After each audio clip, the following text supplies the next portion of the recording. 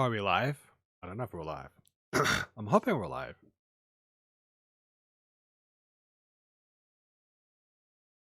All right. I'm not really seeing any video. That's really strange.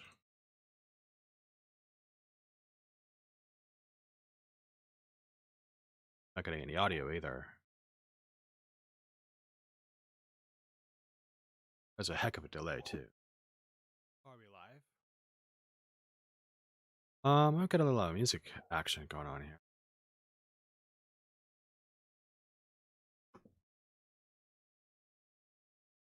Do a little bit of work.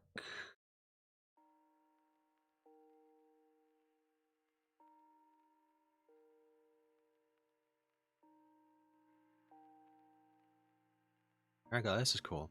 Let's do a little bit of a upbeat. Let's get some upbeat action going here.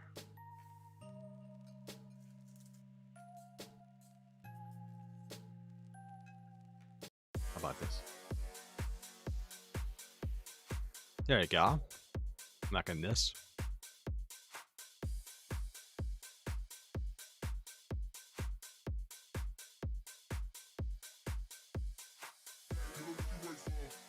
I'm gonna go ahead and I'm gonna record.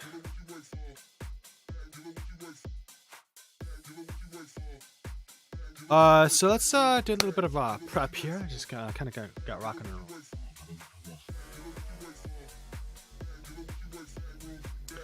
Right. So what should we do? Oh, so we're gonna do a couple of things here. So for the agenda, we're gonna do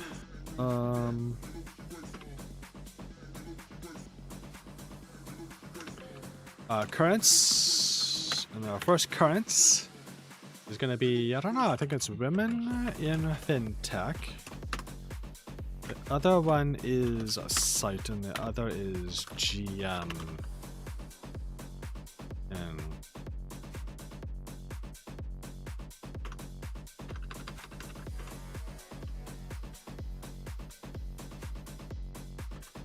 EVs.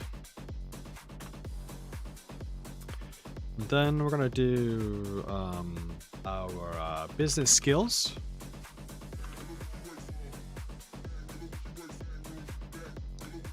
Comic skill, which is we're gonna focus on doing introductions.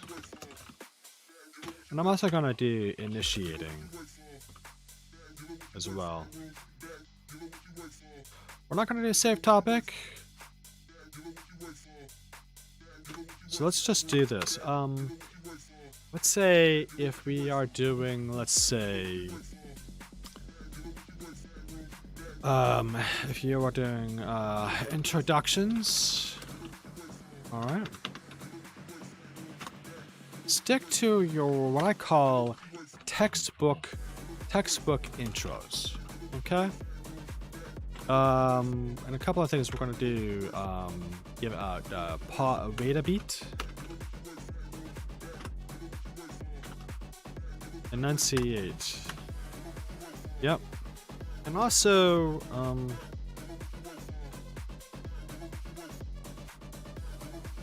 slow down and avoid jargon, slang, idioms.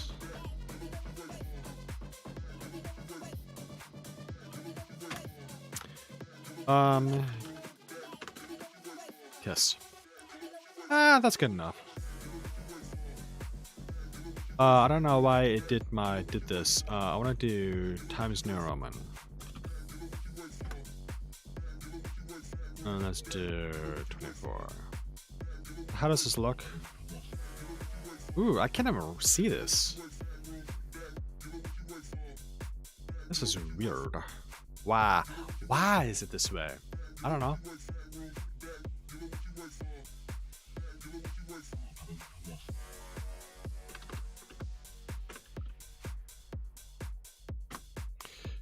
Okay, so I'm not really clear on why it's not showing this.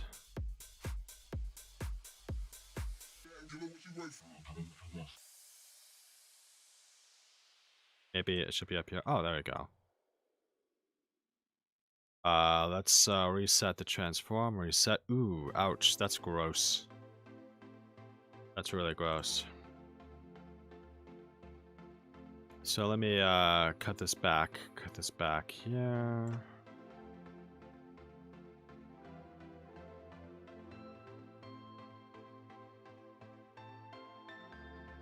What's that?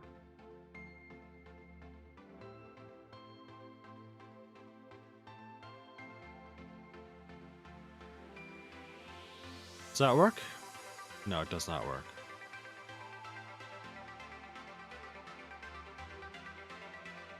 Why does it not? Hold on.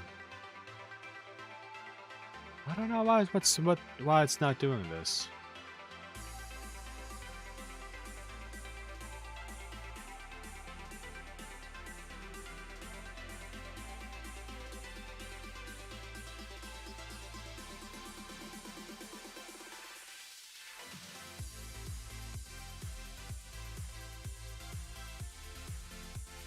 Let's see. Go ahead and go to.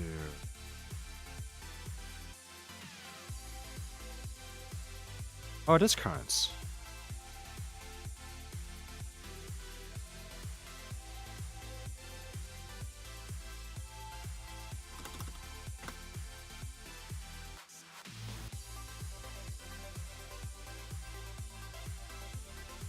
That's cool. It's fine with me.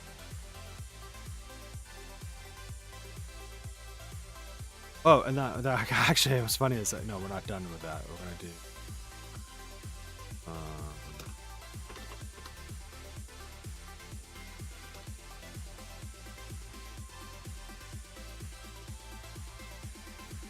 Let's underline these.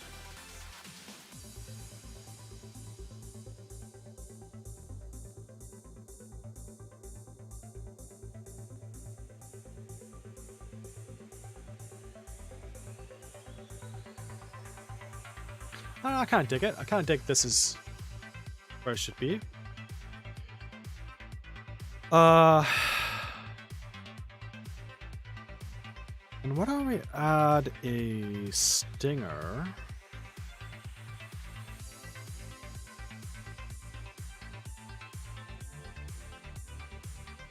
So what can I use? I'll do.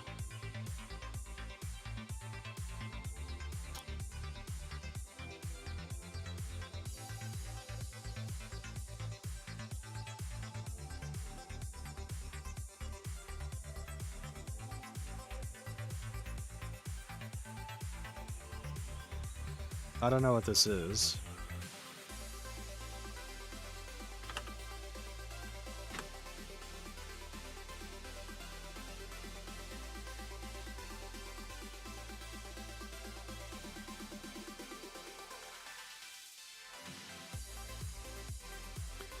Just practice that.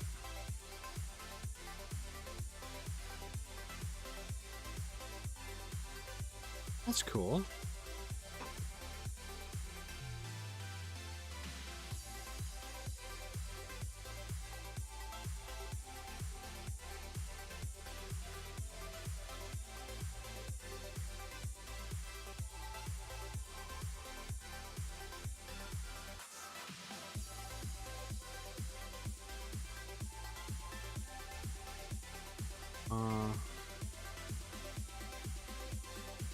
Okay.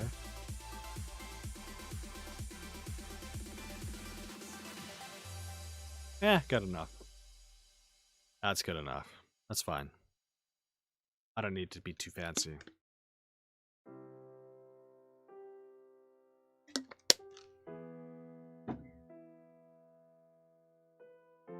Alright, so I'm going to go ahead and stop the stream here, and then I'm going to restart it. So I'll be right back.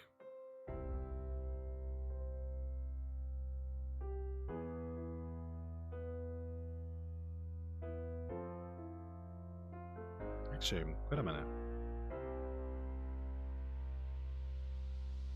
A second. Let me stop this for a quick second. Let me check something out.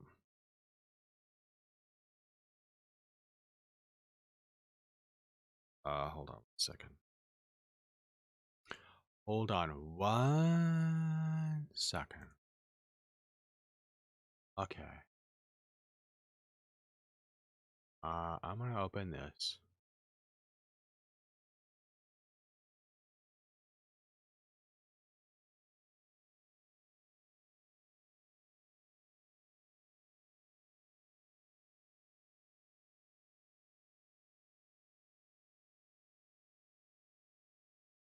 It's looking good. I'm checking the audio here.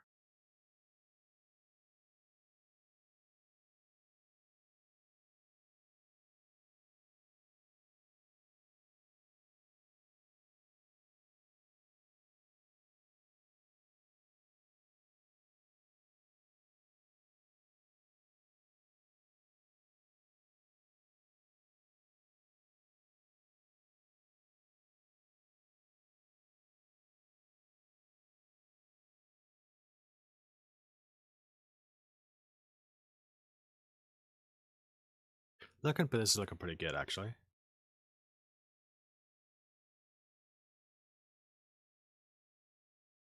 Not a whole lot of loss of frames. This is fine.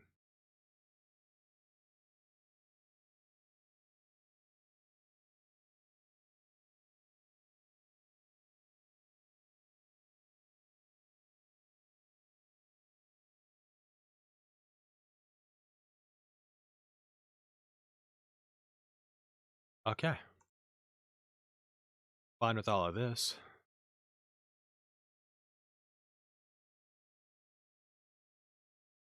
All right, and I think I'm gonna turn off the twinkly lights.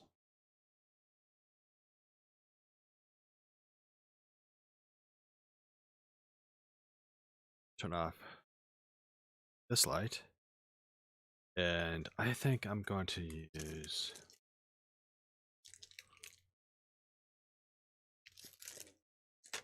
blue is a good luck. Honestly, I think blue is a good luck.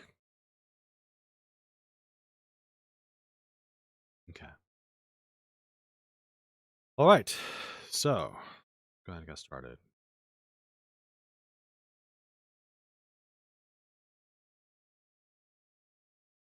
All right.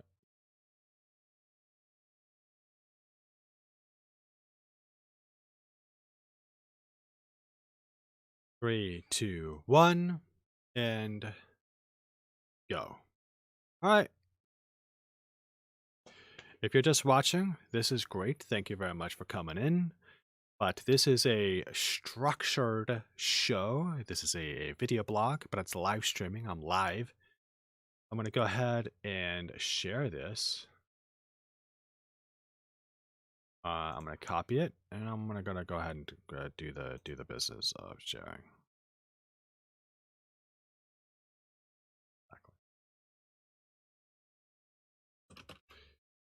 Oop, don't want to do that.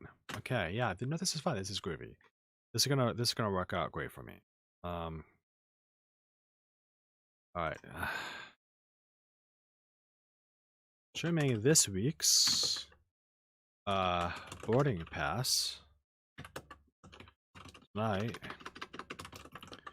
we discuss women in FinTech. Tech GM in hydrogen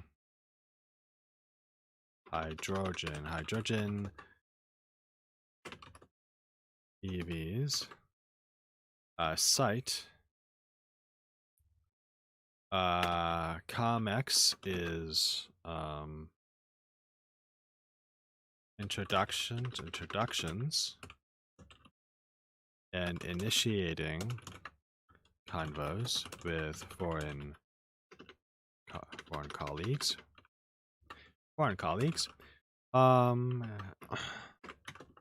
And free chat.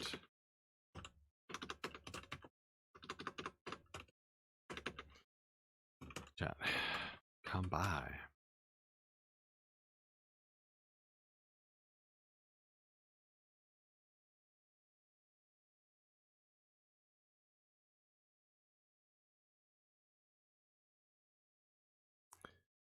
this. I'm gonna go to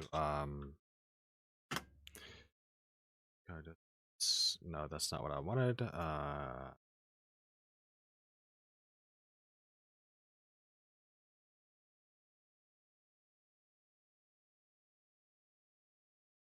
Hopefully it's not. Hopefully it's not gonna be weird. Okay.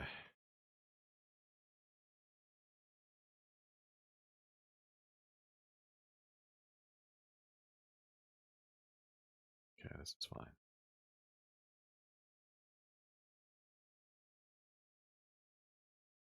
This is great. And now go to LinkedIn. Okay. Hopefully it should pop me right in. Okay, this is good.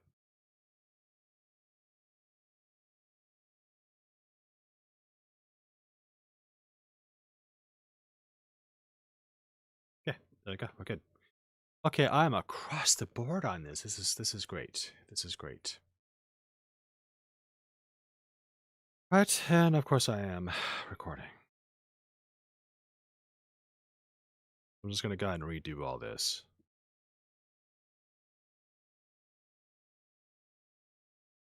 Right, that's fine. All right, so let's just redo all this. I start all over. Yeah, let's go ahead and start. 3, 2, 1, and wait for the camera to come back. There you go. All right, so this week we are doing our boarding pass with an agenda. This is a structured blog, and on the agenda for tonight, for our current section, we're going to cover 3 short news stories. I'm going to read a little bit snippets from it, and then give you my color commentary. And anybody in the stream who has any comments who wants to chat, I will try to take some breaks and address the chat. Then we will do our communication skills practice. Again, we're going to follow up the focus from last session, which was how to interact and talk in a more effective way with our foreign colleagues and or foreign clients. And then I'm going to open it up to the floor, to the peanut gallery for chat. Okay. So let's go ahead and get started with our currents. And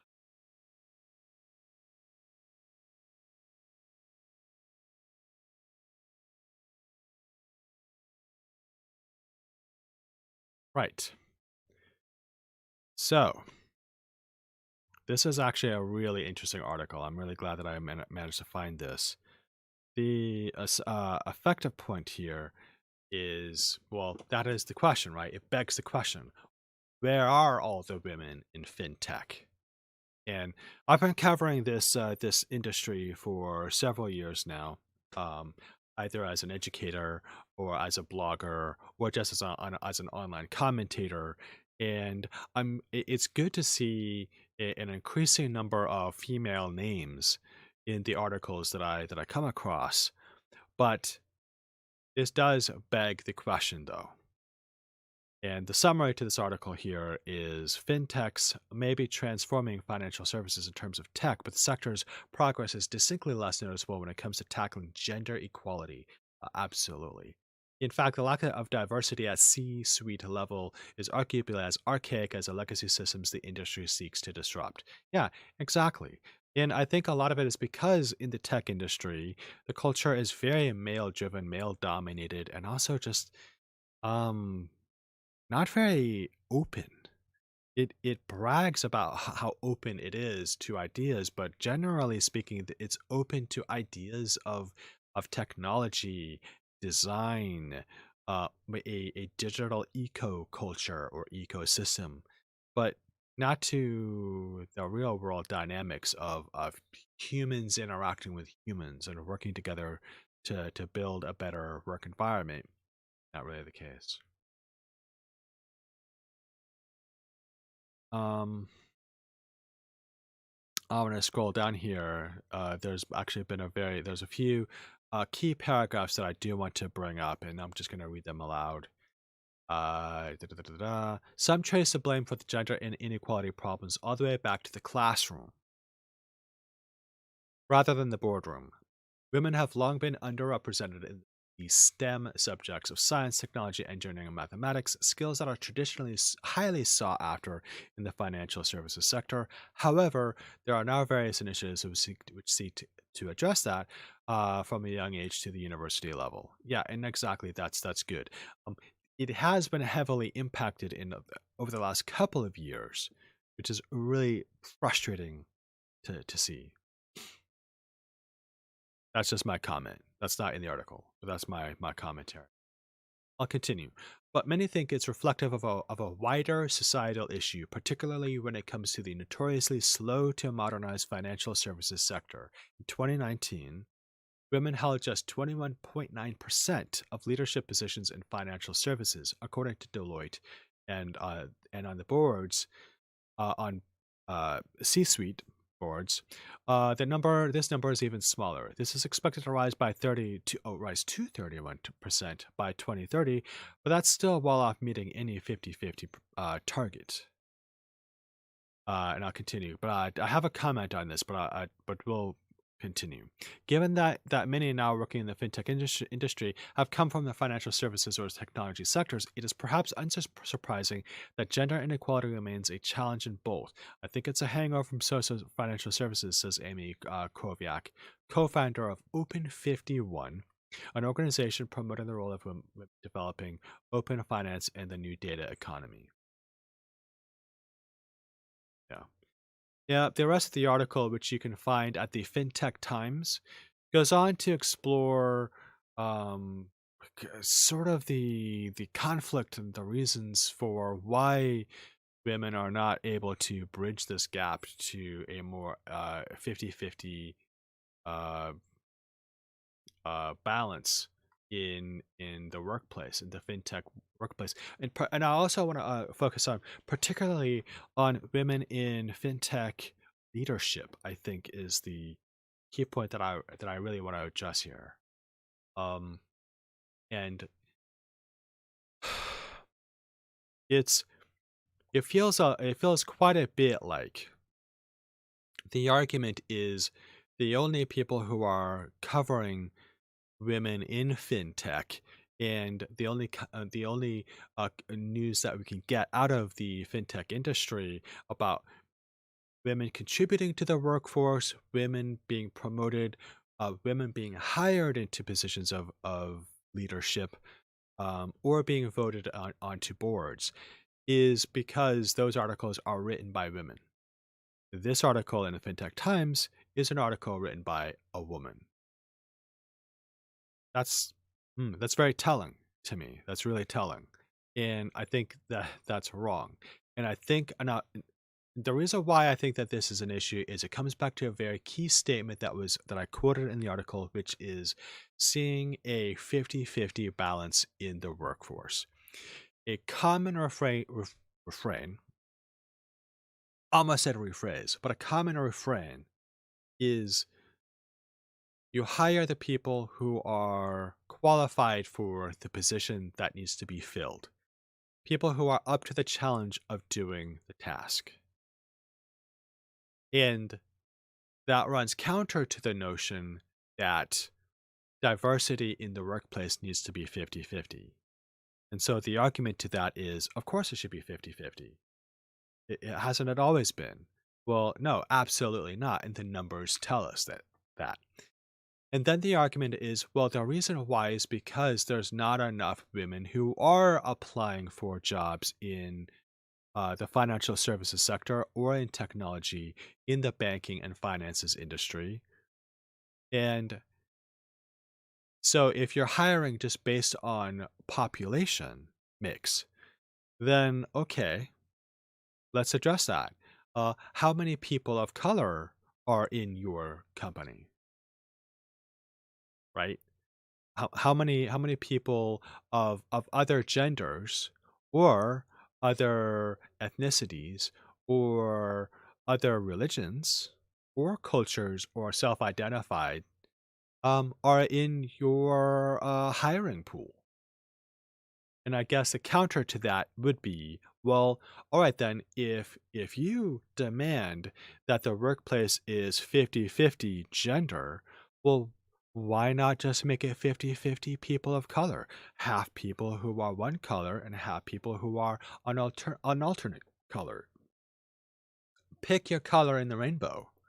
Okay, so if half of the people in the office are white and the half of the other people in the office are black, what does that say about the Asian community? Well, why not make it half black and half Asian? Well, then you're crowding out white people. So are you going to say that? So are you going to be a racist against white people? Well, okay, sure. I guess you could be. What about if you're going to go back to gender? Well, what about people who don't consider themselves a gender? All right, then we can hire people who are 50% male, 50% don't identify as male. Then where do you put women? And you see how ridiculous that logic rapidly goes. It's a garbage statement. And I think that is the reason why why we ask the question, where are all the women in fintech? It's because of this ridiculousness. Okay? And the fact that we are seeing female leadership in the workplace elsewhere shows that there is a demand and a definite capabilities of seeing female leadership in fintech. And it doesn't have to be leadership, by the way. It is any position in which anyone in the hiring pool demonstrates capabilities to be able to do the job and to take the company or the services to the next level. They should be hired for that. And I think that this nonsense that we are, saying that, sure, we are a very open and progressive industry, and it's just that we're being challenged in finding the right people to meet the demand. I don't buy it. I don't buy it because I see too much of it represented elsewhere. It needs to be represented better in fintech, honestly. Especially during these times when a lot of people really need the work and they have the qualifications that far exceed one's expectations. Yeah, sorry, I'm not buying it.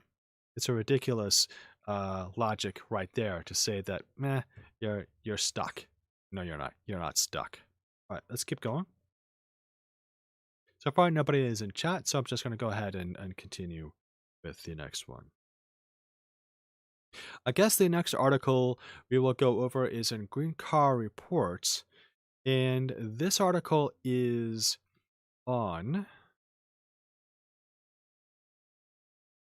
Whoop, I don't know why there is that transitions. I will go ahead and turn off the transitions. Yep. Hopefully that works. Oops. And okay. GM is going to build Nikola. Oh, Nikola. Okay, so this is this is an interesting story. So let's talk a little bit about Nikola. So Nikola, if you haven't done the math here, is the rival EV or electric vehicle manufacturer to Elon Musk's Tesla. Nikola Tesla, whatever. And my camera's flipped, so I should have done Nikola Tesla. So this is gonna be a fun article. So Nikola just really came up around the same time as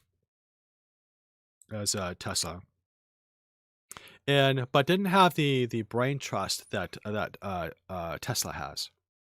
But it has caught up and has found resources and funding from other places to bring it up to speed. And I've always argued that if you're gonna find your place in the EV industry, or in green tech, just specifically in green tech, you need to have your niche.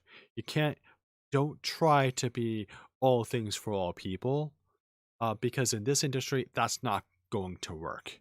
Um, we're going to start in this very young, we're in the toddler stages of green tech.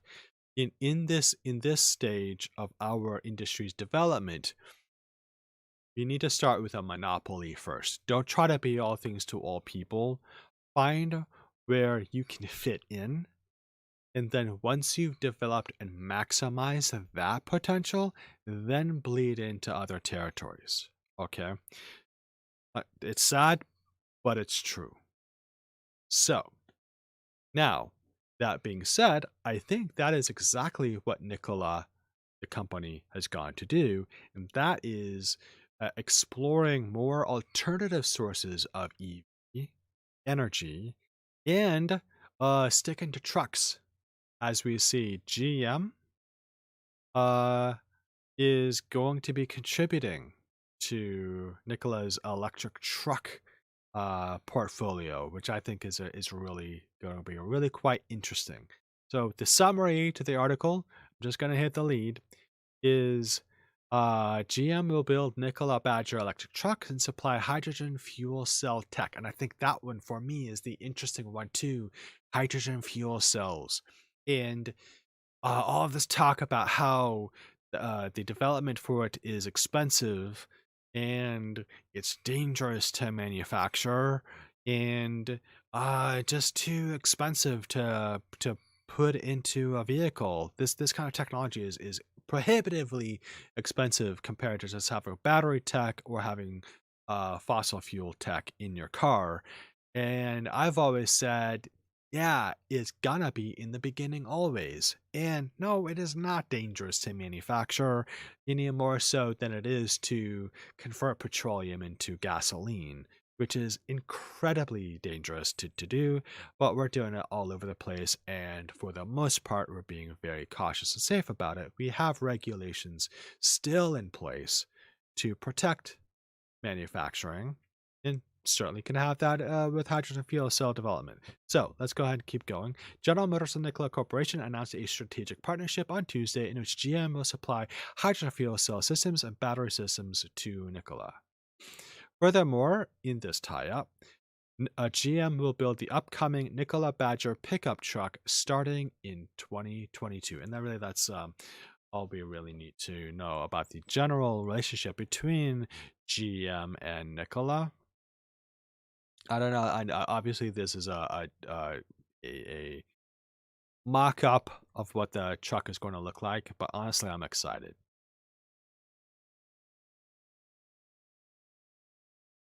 Okay, but I want to get into the tech here, the hydrogen fuel cell. Hold on.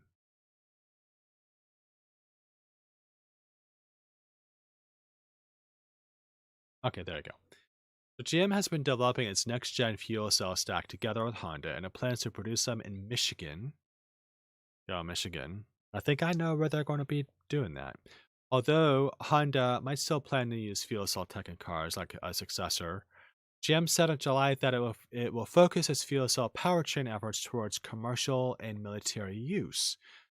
Trucks. This is going to be great. I think this is going to be a good look. Honestly, I think this will be a good look. I'm excited for this. What do you guys think? Where do you lean on this? Um, the industry green power in vehicles is opening up. New battery tech is being announced all the time, and in hydrogen fuel cells has been a thing that's been tossed around a lot. And I'm excited to see that it is now being talked about in very uh, practical terms right now. Where do you guys sit on this? I'd like to know your thoughts.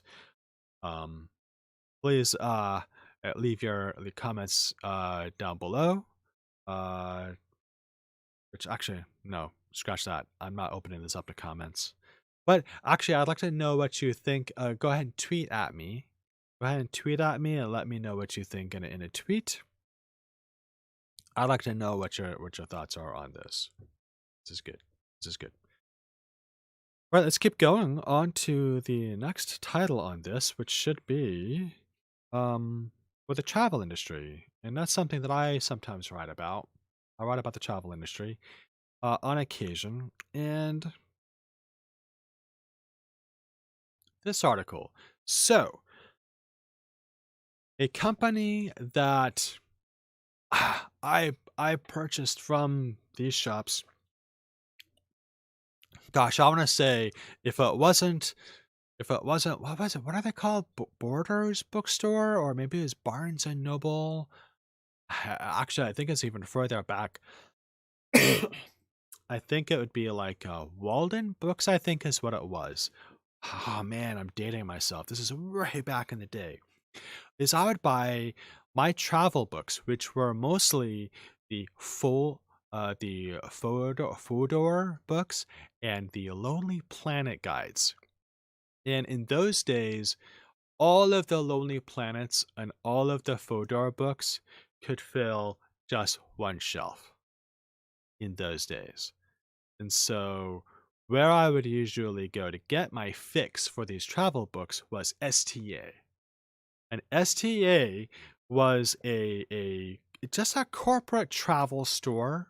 It really was. It wasn't, some indie shop. It was a chain of travel shops that sold you um your money belt, your emergency travel kit with your aspirin and band-aids and that sort of thing. But also all sorts of, photo books about different places around the world. You could buy your illuminated globe there. And of course your overpriced backpacks. Um, all different kinds of backpacks that you could use to do your backpacking around Europe or wherever. These were not like, camping backpacks. These were, you know traveling around, and you could check them in as luggage at the airport. That kind of travel backpack is what I'm talking about. And of course they had their travel guide section, and in those days it wasn't very big. There weren't a whole lot of very good guides for travel in back in my day. And the store I'm talking about was called STA. And STA has been around, forever, but and because of the economy and because of, the digital marketplace, and of course everybody gets all of their travel information online, and of course smartphones and travel apps, just the need for this kind of a shop just dwindled. So SDA has gone away, or has it? So according to this article, from the ashes of STA is a new store.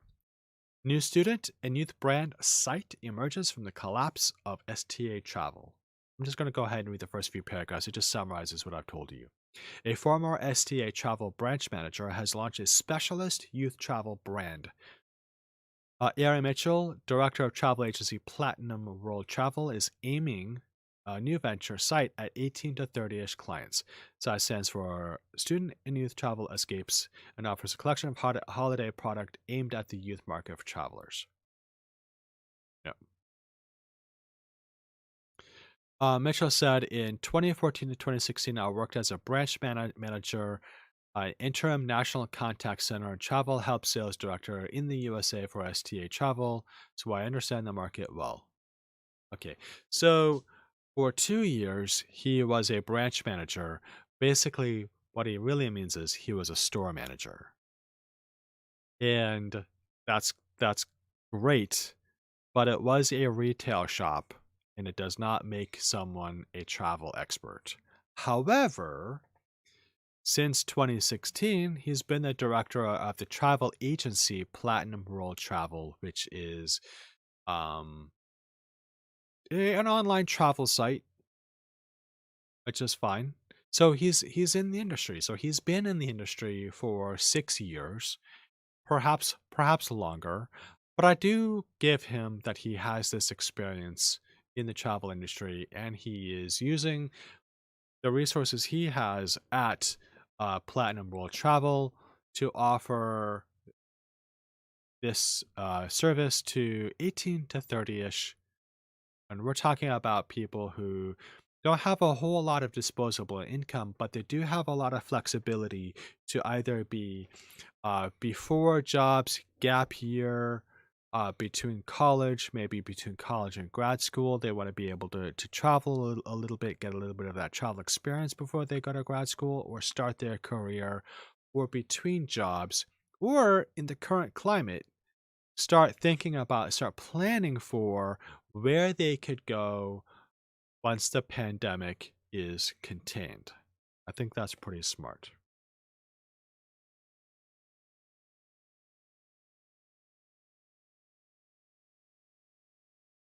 So I want to answer a couple of questions here.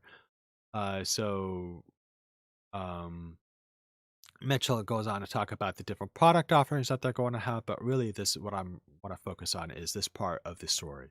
Site is an evolved product range that fits in with the diverse youth market today.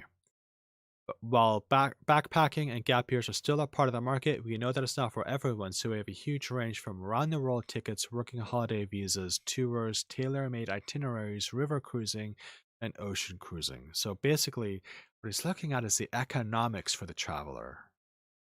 That's smart. Mitchell said Platinum World is in conversation with a number of former STA travel employees about joining the company to focus on not smart, but the site brand.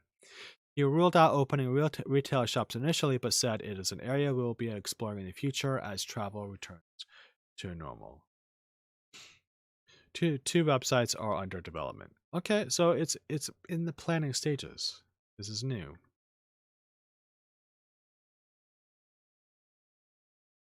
Yeah, this is good. It's good. I don't know. I like the idea. I mean, basically, it's STA.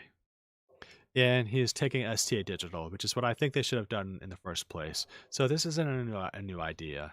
This is fine.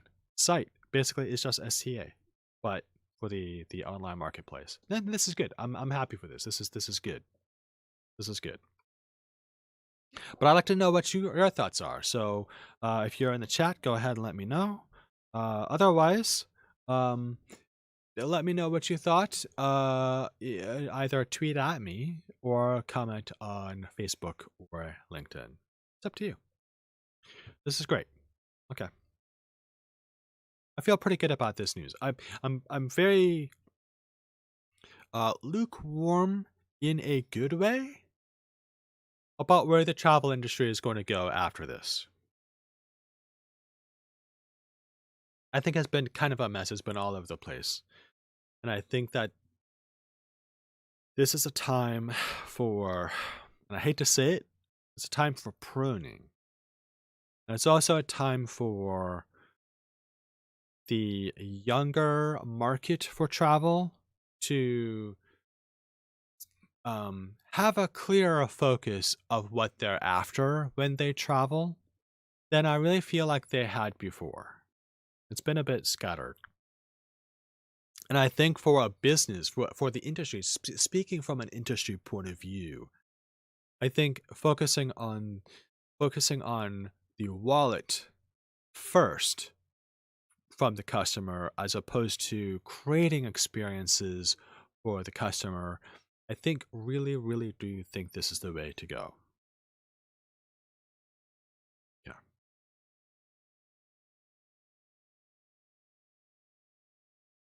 All right. I think it is time to go ahead and go to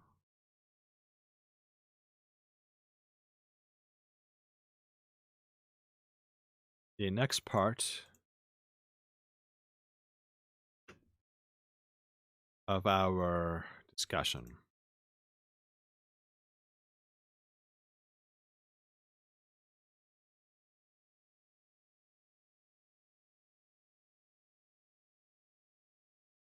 All right. Now, this next segment is our communications. And the focus of this blog is so far developing the 15 steps that I will lay out on being able to more effectively communicate with your colleagues and your clients or customers who are overseas, specifically who are foreign to you.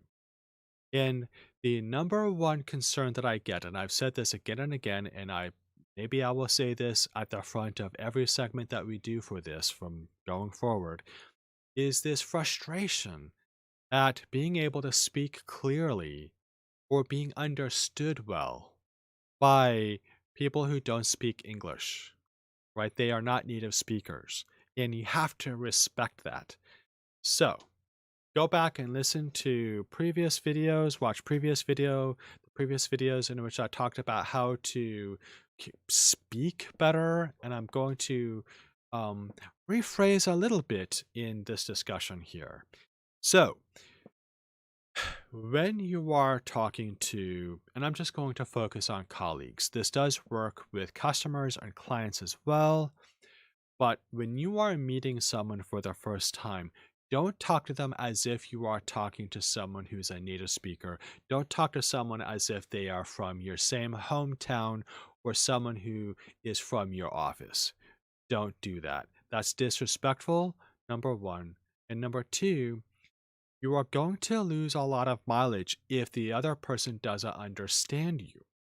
So, what you do is you leave your ego at the door and address introductions as if they are textbook introductions. That's right, textbook introductions. Think about the time that you were in a foreign language class in school.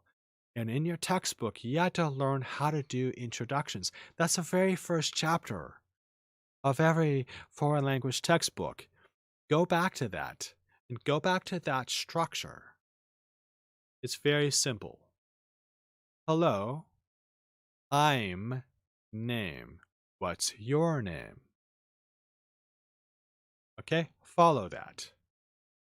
And also, wait a beat. Wait for them to get your meaning first. And if they understand you, they'll know the difference between a statement and a question. And also be patient. If they don't understand or they misunderstand or misinterpret, don't try to talk over them. If they try to talk or they try to respond and it is not an appropriate time for them to respond, let them.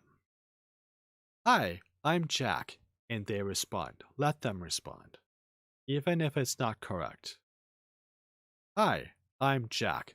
Oh, nice to meet you, they might say. Well, let them say that. Then continue on.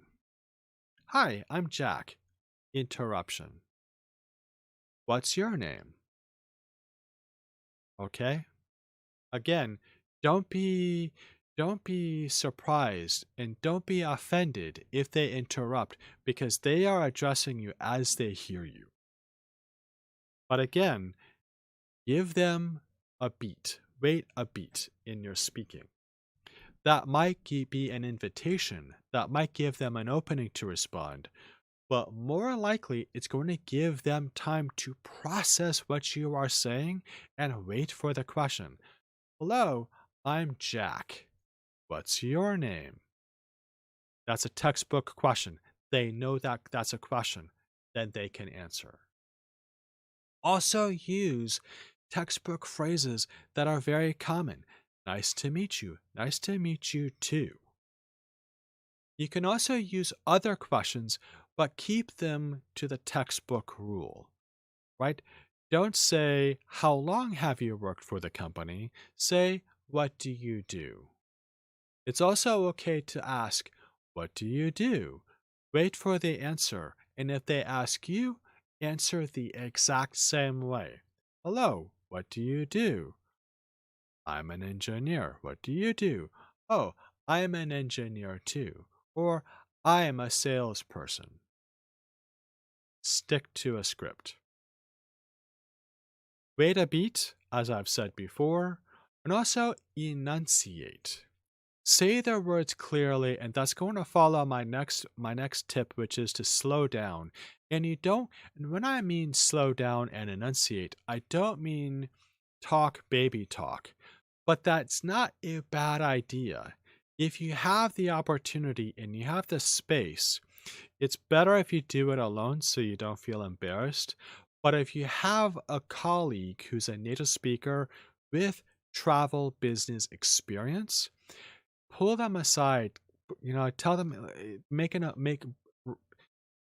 book a meeting room, a small meeting room with just the two of you, and pull them aside, put them in the meeting room with you, and close the door and say, listen, I'm practicing my communication skills for my foreign colleagues or more my foreign customers.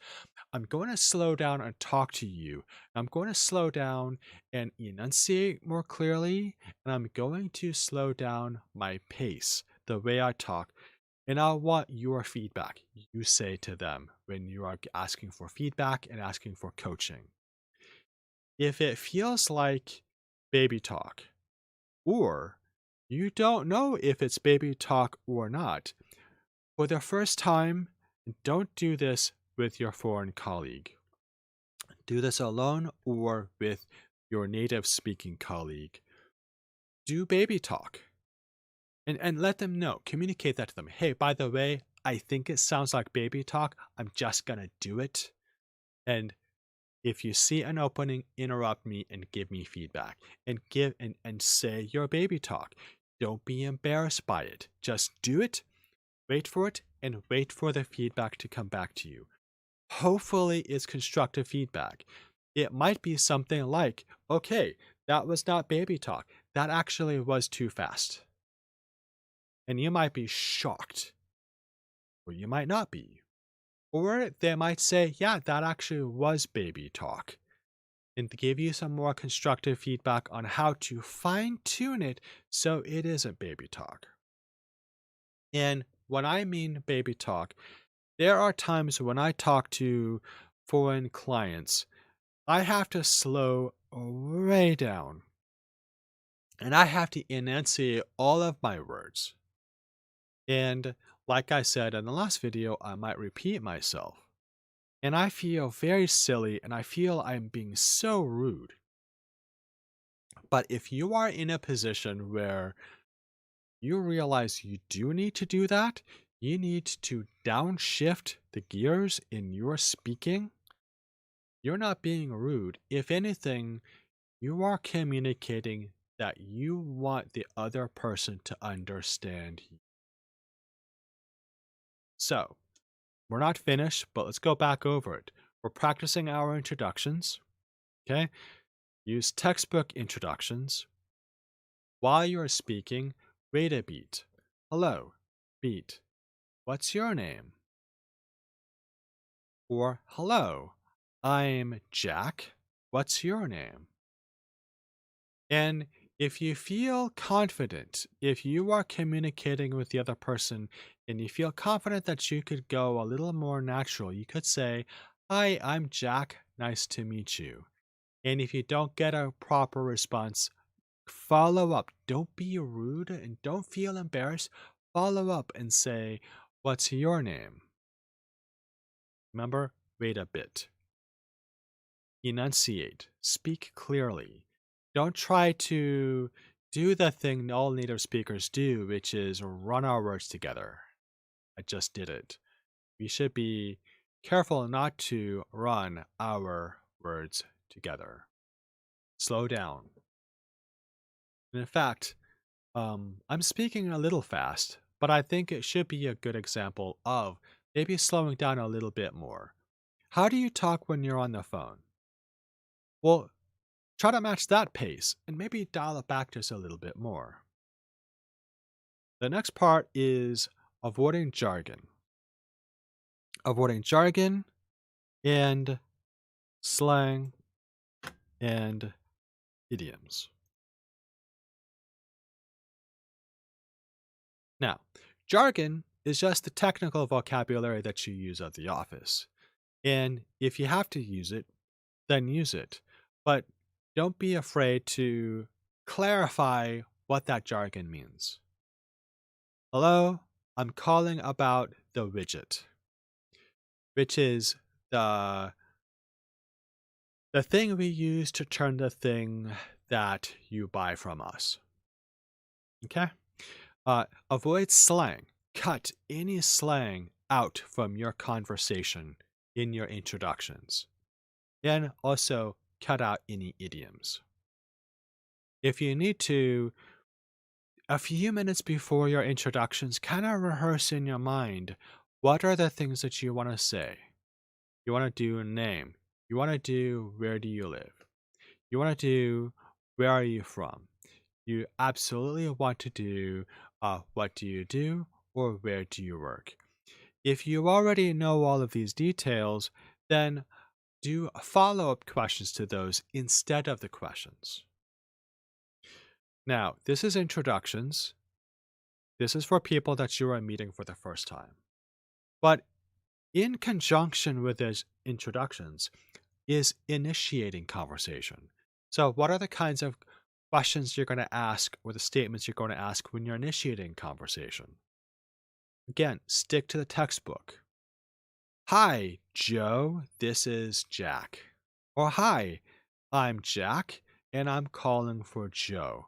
Or hi, Joe, how are you today? Stick to your textbook rules for initiating a conversation. As we stated in the last video, communicate why you are making the conversation. Communicate why you are talking to the other person and what is the agenda for that conversation. You are going to tell them, I'm calling you because I sent you an email. Or, I sent you an email and I'm calling you about that email. And then when you initiate conversations, say, I have a couple questions about that email. And then say each question slowly and carefully. Okay? Wait a beat with your statements. After you wait a beat after each statement, again, maybe your colleague sees that as an opening, as an invitation to respond with a statement or a question. Let them. Let them do it, and then when they are finished, then you continue on. Don't feel they are rude by interrupting you. Give them the opportunity to do that if they do it, and if they don't, continue until you're ready with your question or the thing you need to communicate to them. Maybe there is a request or a suggestion that you need to make, and then let them wait for them to respond. Slow down, enunciate, of course, and again, avoid jargon if you can. Absolutely avoid slang, avoid idioms, totally avoid idioms. And then what my final rule is for all introductions and initiating conversation is keep it simple. Don't talk about things that are not directly related to the subject line of your email or your Skype invitation. Stick to the topic and stick to a textbook introduction or making or starting a conversation. Don't get sidetracked. Don't ask too many questions about their weekend. Okay. Um, and in fact, I wouldn't even bother asking them about their weekend when you are introducing yourself or initiating conversation. A hi, how are you is risky, but only if you don't know what level of their English, what is their what level of their English? Maybe I need an English class. What is their English level, right? Um, but if you have an understanding or awareness that their English might be pretty good, then hi, how are you is fine, but that is risky. Eliminate the hi, how are you. Go with the hi, I emailed you before about this subject, and I'm calling to follow up. Okay, keep it simple.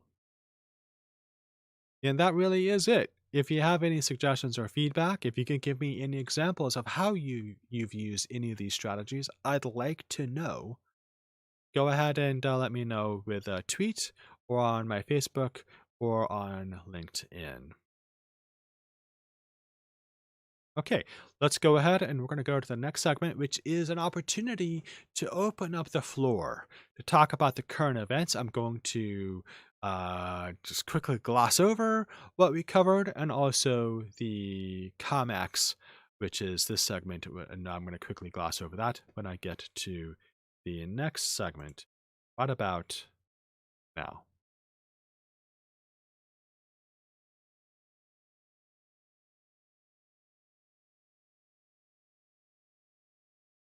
Okay, I'm going to go ahead and close this out. I don't need to see my notes. Okay. I'm gonna go ahead and do this for about 15 minutes. I think I'm gonna open up the floor to anyone and everyone. Yeah, I probably shouldn't have done that.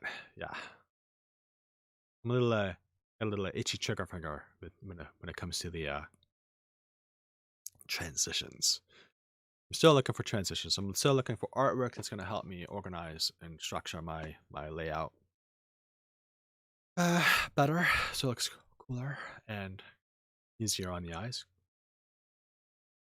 All right. So the news, we covered very briefly. We covered women in FinTech. I've got a couple of bones to pick about the industry.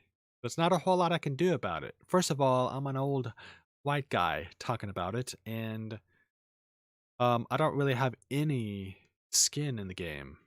So, um, and I think that's what a lot of people would criticize any sort of a bias or opinion about this issue. And I think that it needs to be a discussion worth having. Why is it that only women are commenting on this issue? Why is it that women are only writing about this issue?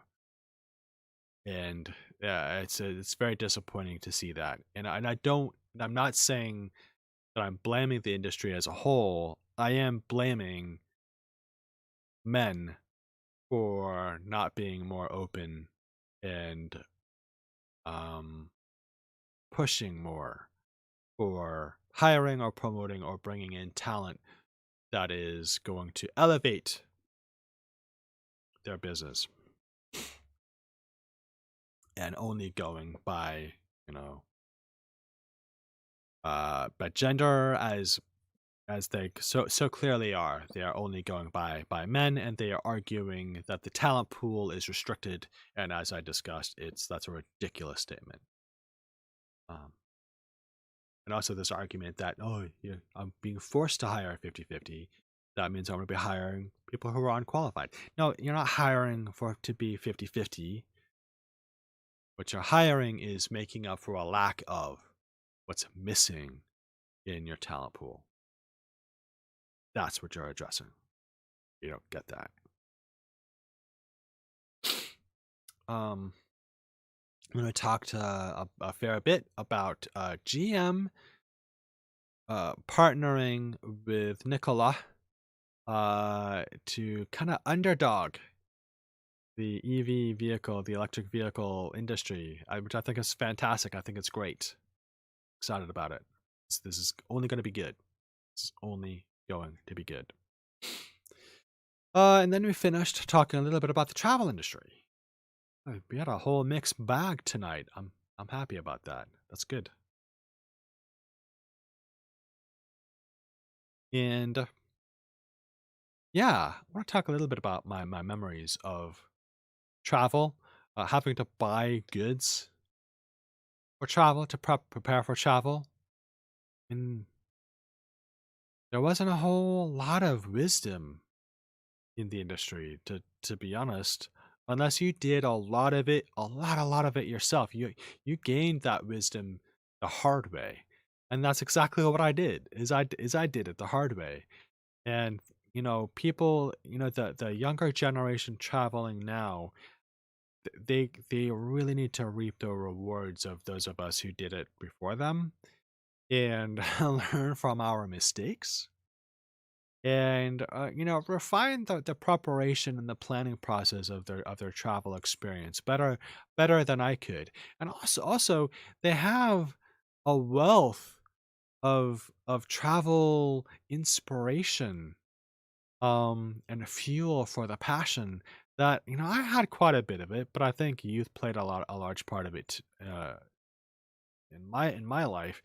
But the younger generation today, they have so much more to inspire them and to really kind of stoke the fire to travel and the places to travel and how to travel and who with than I did when I was their age. So this is great. I'm excited for it.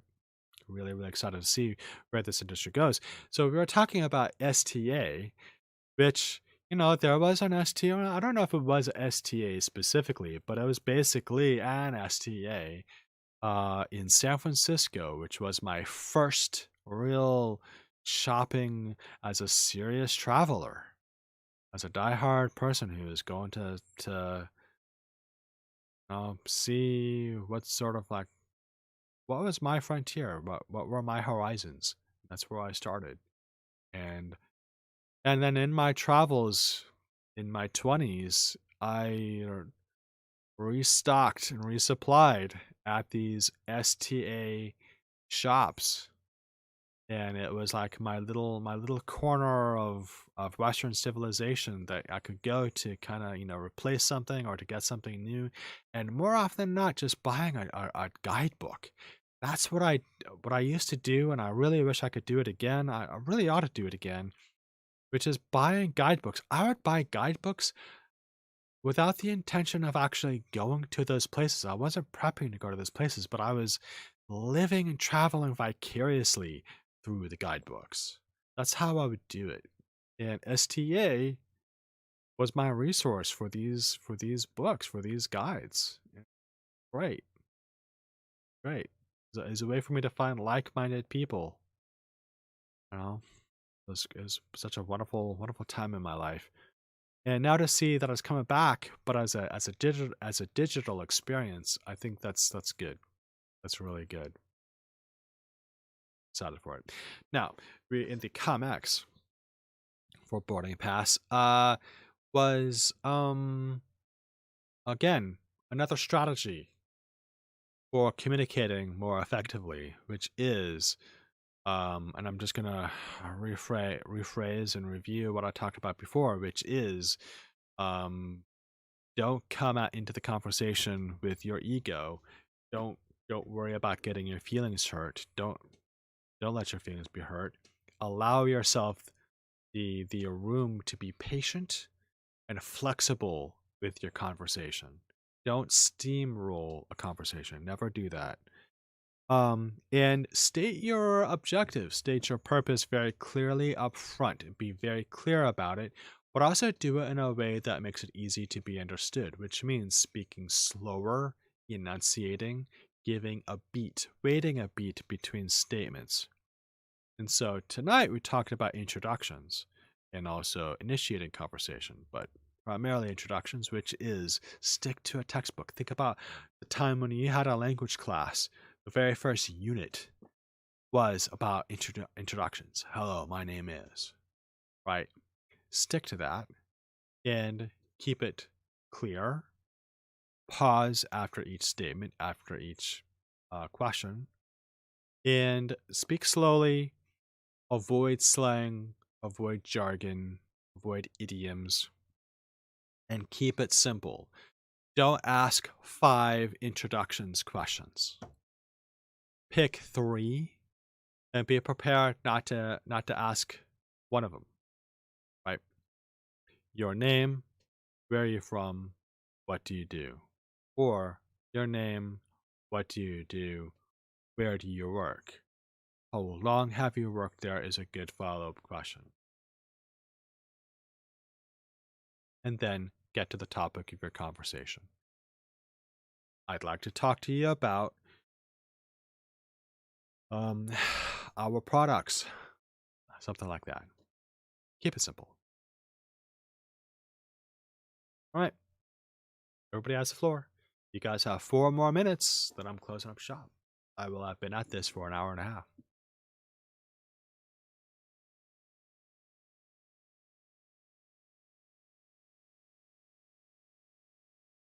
Oh, I'm getting a bunch of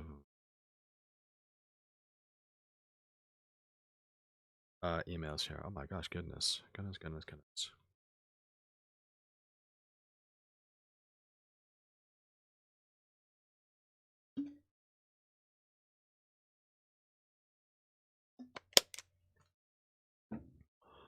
Yeah, I think this is interesting. Where the green tech industry is going to go, especially with EVs. Hydrogen fuel cell technology is not new. It's been around forever. It's just like I said before. It's just been manufacturing is dangerous, and what that really means is it's expensive. And also having hydrogen fuel cell technology in a vehicle is also expensive, and it's been prohibitively expensive. But thankfully, you've got companies like Nikola that are making it viable, definitely viable.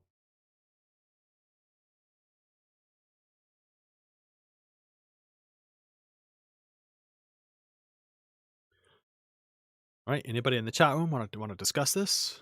Anybody anywhere?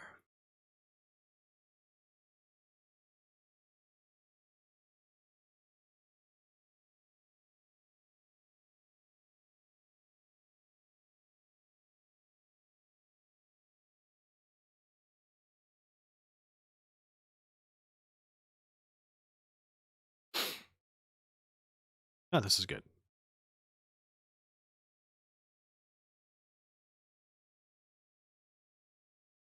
All right, so I've been discussing news and offering a lot of my own color commentary.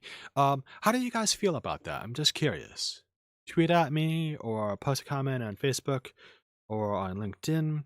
Um, I'm gonna keep the comments closed on the YouTube channel. I've kind of been dancing around that idea, but I think that's where I'm gonna be. Not gonna allow comments there. But what do you think of that? Like, my reading the news headlines and just reading aloud some of the article, not the whole article. How do you feel about that? And what do you feel about my little comments that I make, my own opinions on those pieces?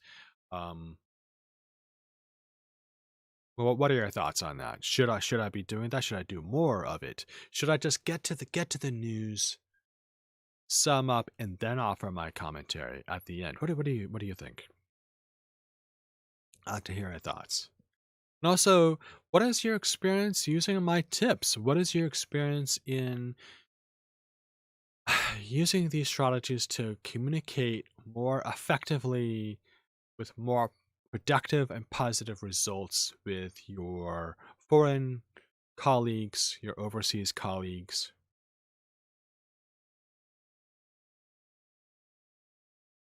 The next session, the next stream that I do, I will be talking about small talk.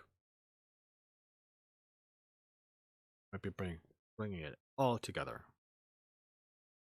All right, well, I think that's just enough time. I'm going to give this one more minute, and then I'm going to end the stream. If you've been watching this far, I thank you very much. I appreciate it.